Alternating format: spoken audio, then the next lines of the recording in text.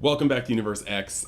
Today we have a interview, kind of actually turned podcast. It was going to be, it still was 5 questions essentially, but it's always fun talking to our special guest that you've already seen in the title. But it became more of a podcast length thing. So this is going to be a longer video. But I honestly feel like if you just like hearing about the game from the perspective of a top tier player, hearing some points, some counterpoints, some just noteworthy stuff for the community, this would be the video. So I hope you guys like the content. Remember to like, comment, subscribe, especially if you love the content. Even if you don't, just help a dude out. But if you do, definitely do it so that we can keep growing this channel and continuing making content for this game that we all play.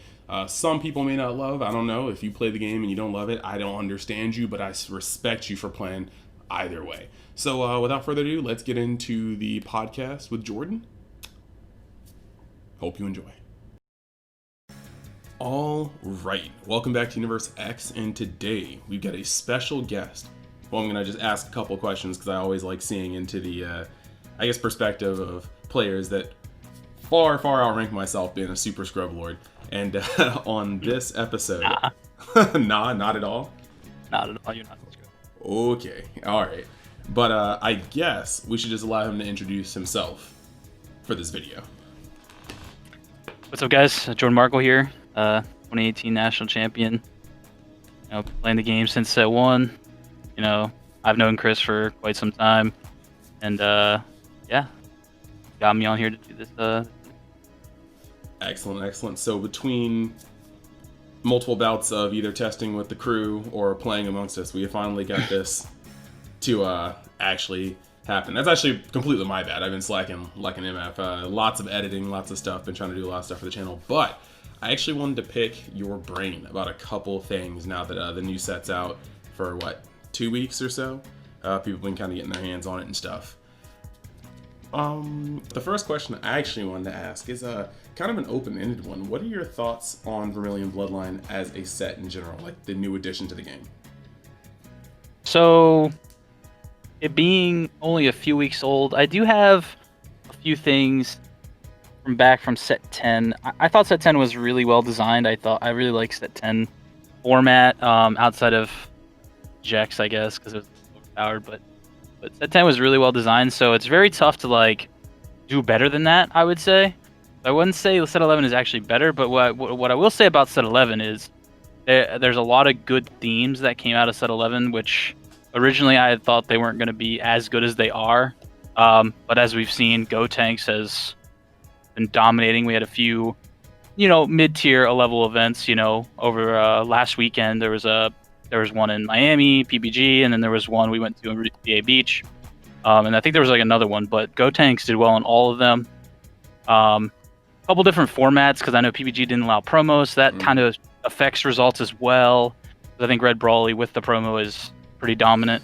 But there's a few other themes that people were playing as well. I think I saw the Gohan leader, the yellow Gohan leader, and Dark Brawly as well. But yeah, some of these themes have surprised me.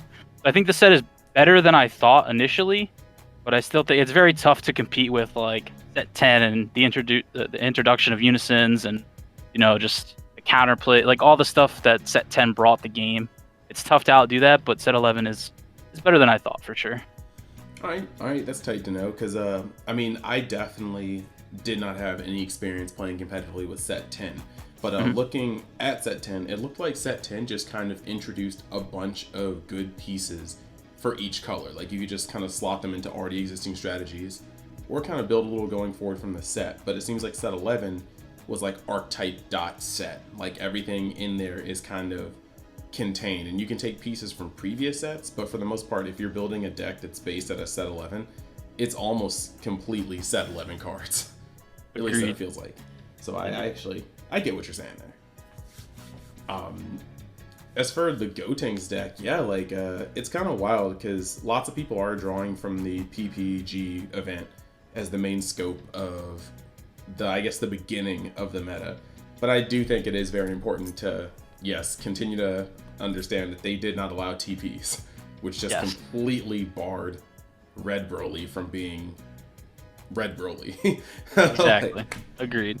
100%. One chain is tough to go up the ladder, and like you said with set 10, I just want to reiterate, like you said, the set 10 just bring out a bunch of pieces for every color that were just very good, and they're just kind of like just staple pieces, and they help build up the I don't know what they're called. They call them blocks, but we still play. Obviously, it's not like rotation, but the Unison Warrior block. They started off with a lot of staples, which people wanted to play Unison and stuff like that, and then set 11 they focused on themes by themselves.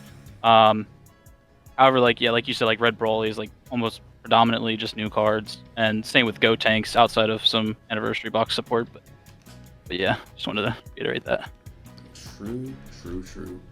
I guess this kind of flows directly from what you were saying with how set 10 introduced cards for every set, but set 11 did kind of give, I guess, especially if you kind of include like TPs, because like Black, you got that mass sand that just completely allows you to crit yourself to not get gained by like Cell Xeno, and that's like actually kind of wild. But I was gonna ask, which color do you think benefited the most from Vermilion Bloodline? So which color benefited the most? This is kind of tough. Like, I mean, I want to say Red Broly, but like I feel like that's like the easy answer, because I think Red was pretty lackluster in set 10 format. I know you said you didn't have much playing with it, but like Red was definitely kind of the color that got left out the most. So it basically, set 11 basically just making an entire deck by itself definitely increased Red to higher heights. But I'd say outside of that, I would say Green. Green was played in set 10. But I feel like Blue and then Black with Vegex and then Yellow with Go Tanks were all superior, in my opinion. So I think definitely it boosted Green the most. But yeah, I think Green already had solid pieces from set 10. They just needed a leader and like an archetype to kind of go with it to make it like mesh well. And I think that's why Go Tanks was so heavily played, because people obviously wanted to play Green for a while, and it definitely helped. Yeah, I'll definitely add to that point. Like, Go Tanks does a lot of whole like things by itself. I mean, it's got spot removal, it's got excellent pressure, like, which takes out of your hand, because I mean, if you're losing cards to keep your life up, that you're just draining hands. It's got excellent like unison pressure, which is kind of wild that it's just that baked into the archetype to tear through unisons. Can play Xenos out, like it's got a gajillion good things on the offensive. But what set 10 allows it to do is to just completely turn off a turn by having both Dormant and a Shocking Death Ball in hand with 1 energy up. Like, and that part is crazy. Like, I do think that not enough people break down the fact that while Go Tanks is an amazing deck, half of its viability are cards that aren't even anything to do with the archetype. It's the fact that not only can it do all that on the offense, but it can just be like, I'm good. Essentially mini Baby Hatches. Like actual 4 copies of Baby Hatch if you play 4 copies of Dormant and Shocking Death Ball. So that's just kind of wild. I feel like almost every color bar yellow got a lot of interesting pieces. I mean, well, I guess red only really got one for me, and that's Violent Rays. It's kind of, I don't think anybody should sleep on that card. That card is insane, and very good. Yeah, one day when red gets its chance to get a random Go Tanks-esque deck, Violent Rays at 4 will be the same issue, like just cutting off a turn. So that's kind of wild. Black is really interesting because while it didn't get like a gajillion offensive cards, the TP Mass Sand, SS Tenacious Bardock, the Walking Nimbus, and like it got a bunch of weird kind of don't let me die this turn cards, and I'm kind of interested in those personally. But yeah, green just had a whole deck. Green and red had whole decks come out of this, and then green just kind of got boosted. But I think blue low-key got the most help from this set for no reason. Like, Super Warrior, it may not be played too often right now because sometimes it can be a little harder to get to late game with Red Broly running around. But Super Warrior is like crack. Like, I just read that card and I was like, the only thing they did well with this card was not give it deflect. Like, it's absolutely nutty what it does. And then Baby Hatch is also kind of wild, just being able to go again in a deck that needs to just sometimes get to 4 to 5 energy to start outvaluing your opponent at every turn. I think individually, like card by card, I think blue kind of got the most work from this set. Just a lot of random cards. I can kind of agree with blue. Blue definitely got a lot of help. Just like from where we were from set 10 to now, I feel like blue was already in like a playable position. It just got like better, kinda. Like obviously the blue card. I played blue in VA Beach. I lost in the bubble. I played Soul Striker, but I think blue is a very good color. But it was also a very good color last set as well. That's the only reason why I didn't put it in there. But they got some crazy cards. They got some crazy cards for sure. Loki snuck in a blue topo almost, like a blue mini Pretty topo. much. I was like, I had to squint at that card. I was like, oh, I'll just go and just slide that right in here real quick. But I mean, it's kind of wild. But I see what you're saying right there. I get your reasoning more now because blue wasn't necessarily in a dumpster before this set. Yeah, that's the only reason. I think red was like kind of in the dumpster. That's why I kind of said red. But set 11 just gave it a whole deck basically. But I mean, it was necessary. When is red not pretty much in a dumpster? Like we could get in the next draft box, every color gets a card that says draw 2 cards for 1 energy, but reds would require that you crit an opponent's life that turn and that you have a 20k battle card or higher on board, but then for 1 energy it draws you 2. Like red is always getting like these like weirdly shafted versions of like effects that everybody else already has. They really have, and I mean it's weird because like red has seen like quite a bit of play in this game, but it's always been like kind of like it was always mixed with something. Like it never was like by itself. So it's weird to see like now that it's just like kind of just like really just all red. Like there's never really been like a solid red deck in my mind right now that I can think of that's been very good. No, I mean I definitely agree. My next question for you was about to be, it used to be what do you think the best deck is right now in the front, but I think top 2 or 3 in your opinion would be better, because I think with the talk we've had, it's kind of obvious what we think is at least across the board. But I would just like to know your top 3 picks right now. Top three. Well, the way that I've seen the kind of the meta shape up within these few weeks, just like from what I saw, we don't really have that big of a sample size. But me personally, my top 3, and I'll kind of go in order, I guess, of how I... Oh, you cut out a little bit. I heard in order of...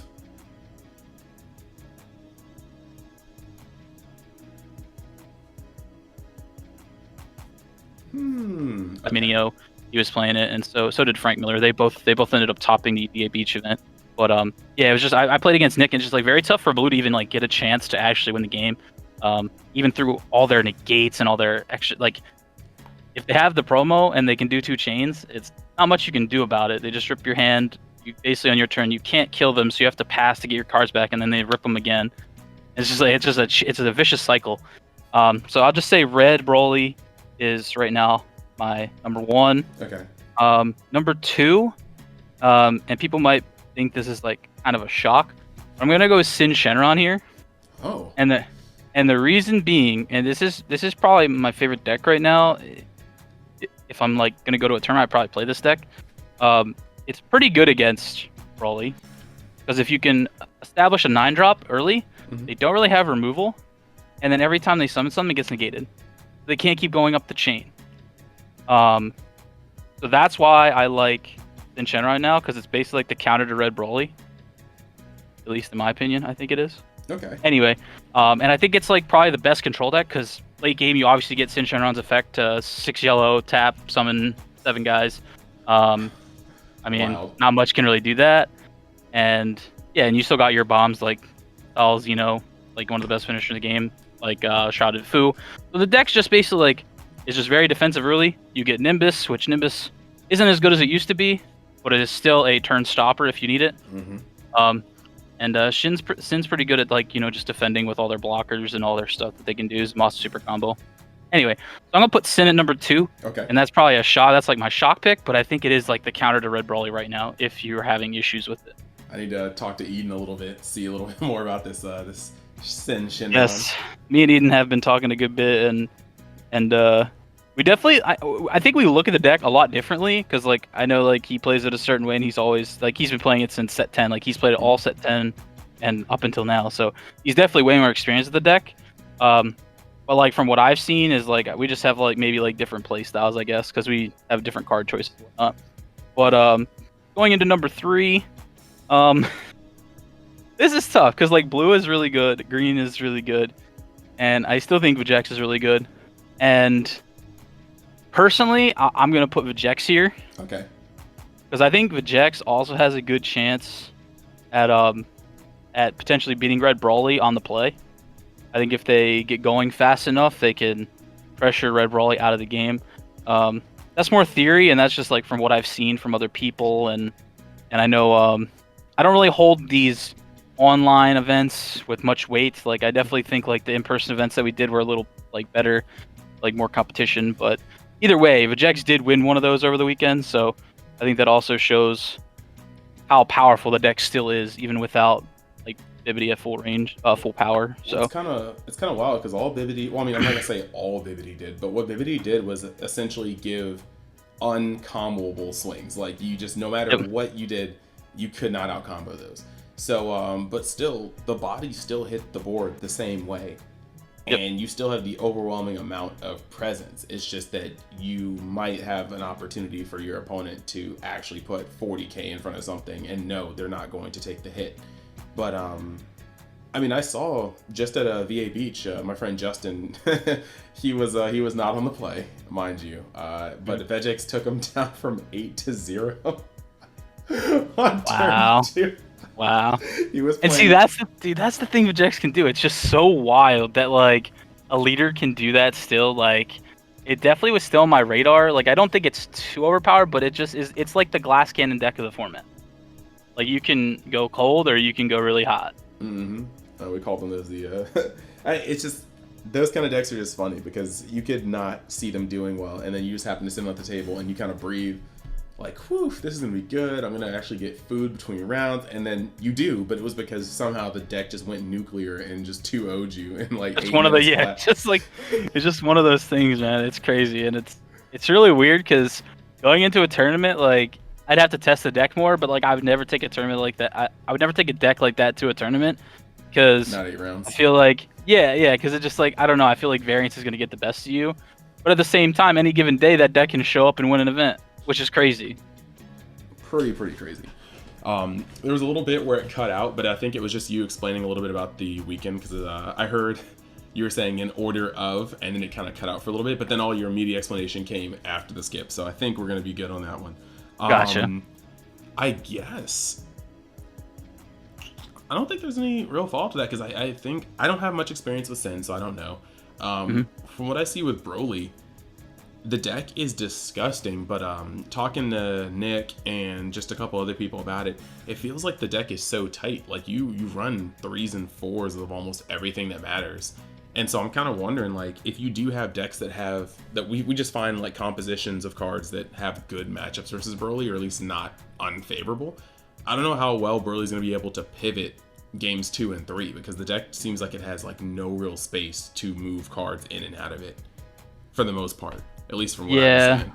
Yeah, it's pretty much like it's pretty linear of a deck. Obviously, like all the cards in set 11, really not much you add into the deck outside of like generic like Champa Overrealm type stuff.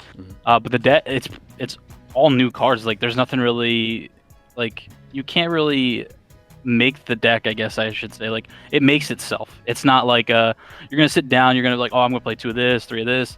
You don't do that with Red Brawly because you can't. Like it's all themed. It's all in the set, and to make the most consistent, you need just 4-ofs. Like you just play 4-ofs. It just makes the deck most consistent, and it's more of a deck that's like my opponent has to beat me. I don't have to beat them. You know what I mean? No, 100%. Like they have to do something, or I am going to win because it's just how fast and how much control it has with like the hand destruction. I think like that is just. It did not need that on top of what it can already do, in my opinion. I think they could have done without that for sure. Oh, 100%. This is one of those Bandai, please, if you're listening moments. The whole point of aggro decks is that, yes, at the beginning of this game, you put cards into their hand by pushing them. But then a good aggro deck will turn the corner and start having to have your opponent choose between living or getting rid of some of their good cards. So there is absolutely no reason to add a hand destruction aspect to an aggro deck, because you're kind of doubling down on the same pieces.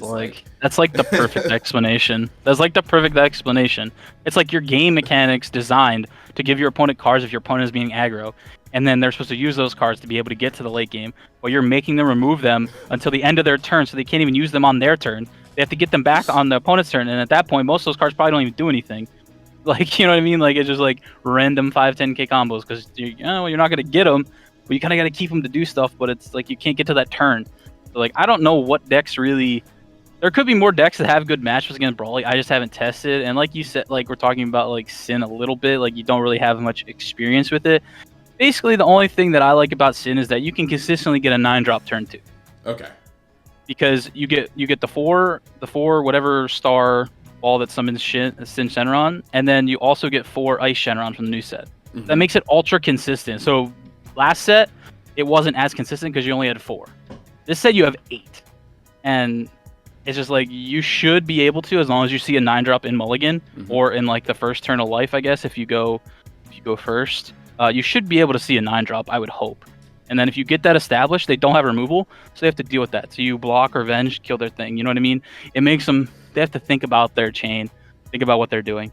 And on top of that, the deck also plays Zarbon, so you can block or stand. And then you could potentially, and then they might have to pass at that point. You know what I mean? So like, yeah. It's just really good at slowing down the Brawly chain. Maybe not beating it right away, but definitely slowing it down. I mean, it's one of those decks where if it's not killing you on turn 3, there's not really like it's a gunner deck. Like it's not like it has a high ceiling past that. So if you stabilize on it, what the deck's not really doing much more you can't deal with. So I get that. And that's why I like Sin too, because like it gets that, but then once you get like Mechie down, the Unison, most decks can't get through that. Like there's not many decks in the game that can get through that, let alone a deck that's trying to be super aggressive and attack every turn. Like if you get if you get the Mechie Unison down, you're safe for the rest of the game, in my opinion. That's fair. I want to get more testing in. I don't have a red Broly in my wheelhouse, but I'm trying to get one. I've been trying to test Xeno Harambe against Dark Broly against Red Broly, because with the deck not really working on energy past a certain point, like you might use your turn 1 play, but turn 3s you actually go into quite a lot of your opponent's turn with all your energy up just for your negates. I feel like on the play you can skip charge to keep them off their 6-drop and still operate the exact same and punch them the exact same amount of times, but also the SR Broly can start trying to remove the chain early before they can awaken. So I'm just I want to see that matchup a little bit more. But I feel a little hopeful about at least that matchup, the Broly versus Broly matchup. But I don't know. It seems like a problem. Like we were just talking about that those compounding aggro versus hand destruction in the same deck is just a very asinine. Yeah, that was like the perfect explanation in my opinion. Yeah, you hit it right on the head. Thank you. Well, I have a curveball question for you, and then I think I'll wrap it up. So I like curveball questions. What are your thoughts on Bandai continuing this constant stream of just product, despite us not even being able to really go to tournaments right now? Oh my god, so you really wanted me to answer this one, huh? At the risk of Bandai never actually trying to reach out to me to do anything like spoiling draft boxes. Okay, so I'll start with this. My words do not have any effect on UniXDBS. I don't know how you pronounce it, but it's fine. It's Universe X. It's fine. Go for it. Universe X. My words do not affect your channel in any way. But anyway, I'll get into it. So I and like you said, you've been out of the game for a while. You know that I've been vocal in the past for sure. I really hate how much they're pushing product right now. I get their side of it. They obviously, we're all in a pandemic still. Like we all, need to try and make money. They need to try and make money to keep the game afloat, which I get it. They need to bring out stuff. And they have delayed it a little bit for sets and stuff. So I do like that. However, even before the pandemic, I've always been like this. Why is there so many sets coming out at the same time? I don't like it. I think I've brought it up before in other, posts or, chit chats, podcasts, whatever. Like, I don't know why they have to bring out so many sets. I feel like 4 main sets a year, and then like maybe like 2 expansions in between somewhere would be pretty good. That's 6 releases in a year, and they do. I don't know the exact amount, but they do anywhere from like 8 to like 10 or something. Like, you know, something insane. It's just like, for me, I don't like that, and it really makes me not want to spend money, because it's just, you can't keep up. You like, not many people can keep up. Some people can for sure, but like me personally, it's like, I don't need to spend all this money on these cards. So why should I? And like, why are they pushing this so hard? Like, I feel like if they did it, separated it out, more people would be inclined to buy, because that also means there's not a new format every month as well. So like, there's multiple things here that are going on. Like, obviously they need to make money, but with six releases a year, they're still going to make money. And they might even make more money on those releases if like the formats are not like so thin, because we get set 10, obviously, in the pandemic, so it's tough, but we get like no tournaments outside of online tournaments, which don't get me started on that. So we had like basically no set 10 format, and then now we get a set 11, and even prior to set 10 we got Draft Box 5, and that was like when the pandemic started. Yeah, we had nothing with that. We had absolutely nothing with that, and that was only short-lived as well. We had like emergency ban, we had like random stuff happening. It's just like, this last year for the game has been so weird for everybody, so it's tough to base it off that. But like, there's no reason to make a set every month, because we have this Draft Box 6 coming out, and then we have an expansion the next week. That vice versa. Huge. It's like, what? Like, no, like that to me, I do not like it. And you know, sorry to Bandai, but I just think they could do a little bit better job on releasing sets and the distribution of said sets, because I know like it's tough for me to like buy product. Like, I want to support my local store. Okay, I want to get some stuff from them. Obviously they charge a little bit more than online stores. However, if I don't pre-order from an online store and my store gets allocated all their boxes, then what do I do?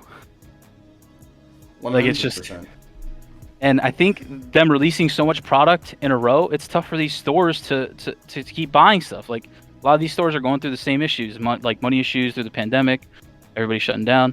It's just like, it's tough for stores to invest all this money and then they still get allocated and then they don't make any money on the stuff. It's just a lot of stuff, and I know I got off on a tangent. Oh, no, but you're good. This is part of the answer. So I hope it's making sense, because I don't want to sound like I'm just like rambling, but like it feels that way. Oh, you're good. You're good.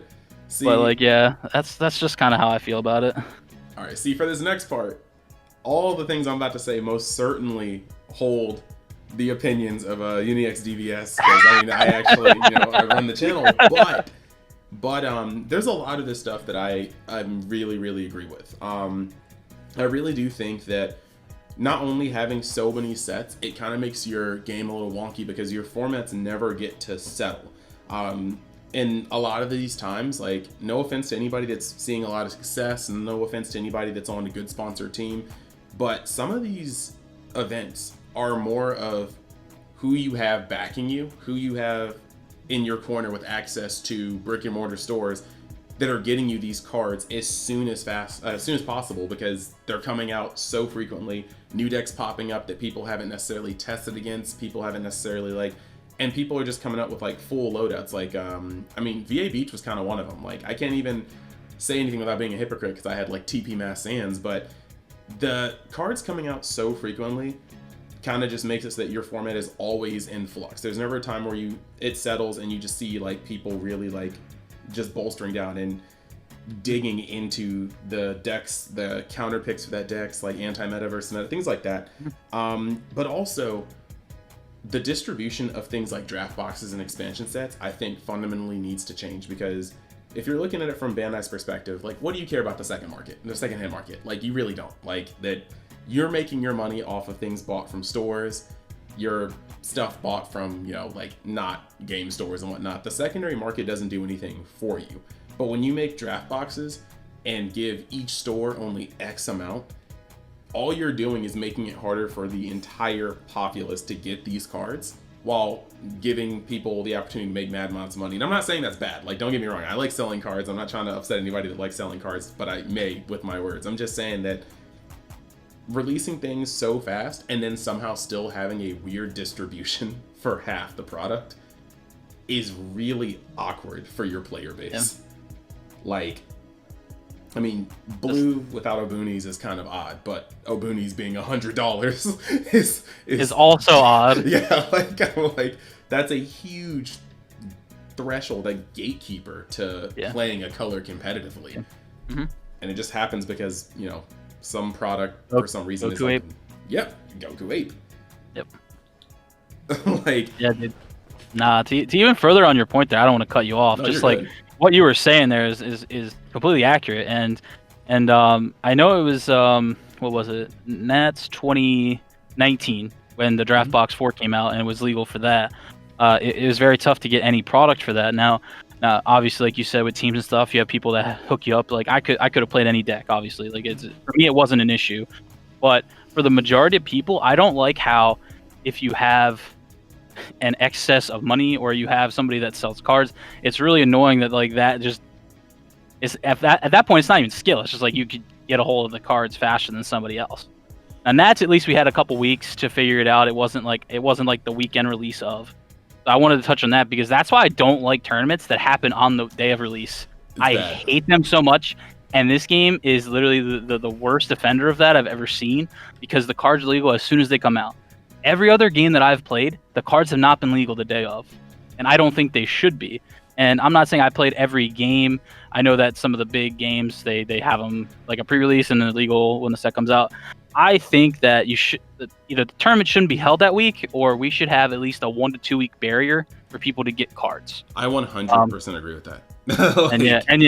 And like that's hurt me in the past as well. Like, you know, like earlier on in the game where like you couldn't get cards right away, you had to go. Example was like after it was like December. It was when Clash of Fates was released. There was a Pro Play tour in Atlantic City, and Striving Goku was coming out. The 2-drop that prevented like basically it was like a storm stopper. Yes, the blue one. The campaign. And it's just like it came out that week. We didn't know anything about the set. We had no clue what the pull rates were. So like if you wanted those cards, you either had to have the stuff before you went to the event, or you had to buy it there at PBG, which I get it from a store's perspective. They make the most money when they do that. But I feel like that's just like, why does Bandai allow that? I guess I should say. Like I'm putting it more on them because they could change that. They could make it so that like stuff wouldn't be so inflated. Because I'm pretty sure I pre-ordered a set for, it was like $120. It was like 30 a piece or something. Maybe even more than that. I don't remember. And then once I got there, like, oh, pool rates are like, oh, you get a bunch per box or whatever. It was just like, I should just bought boxes. You know what I mean? Like, and got all the other cards along with it. So that really annoyed me. But I mean, that's not like PBG's fault. They're just making money. They're doing that on purpose. They're like I don't mind that they're doing that. That's how they make their money. But Bandai could easily just push the set back a week or two.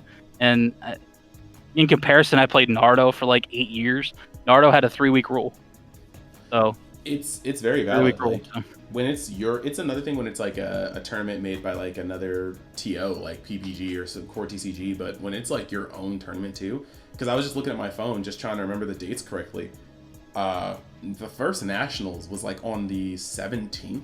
I was just thinking about that. And the set Miraculous Revival came out on the 7th, and it was just like I mean, it actually was just kind of wild because yes, that's time for you to get your cases and whatnot, but I mean, I'm not gonna just say like, oh, cool, if you're not practicing online beforehand, then you just lose. But it wasn't a lot of time for you to actually get from point A to point B, especially with the fact that the TPs actually weren't a small part of that tournament. Like Shinron decks definitely liked having the Bulma to recycle some of their stuff against Janemba players and stuff like that. Janemba players had a TP card that like Demon Blade or whatever that definitely needed to be in the deck.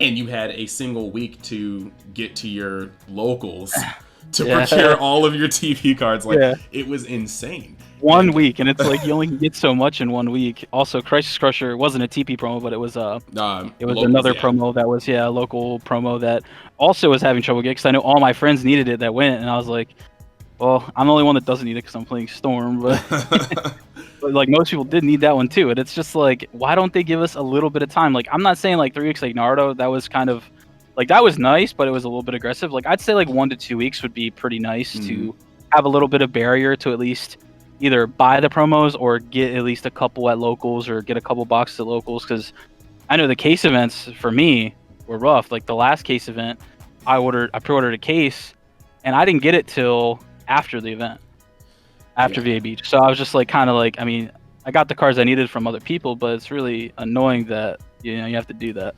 No, of course. I mean, most of the people I was chilling with got their cases all that Friday, built that Friday, and then we tested a little bit on Friday and Saturday, and then just shipped out Sunday. So it's like, Yep. it is kind of wild. But enough Bandai bashing. I mean, for real though, seriously, if you guys are ever going to see this video, like, please, like, think about some of this stuff, because it's not like we're hating on the game. We would just like to see things a little differently, because you're still going to make a whole lot of money. I guarantee you, if you put draft box in your brick and mortar stores, but also just throw draft boxes at Target, you're not going to lose money. In fact, the only people that lose money are the people on the Facebook groups wheeling and dealing, which again, I'm not trying to hate on anybody, but I'm just saying it's not going to hurt Bandai to up the circulation of these draft boxes.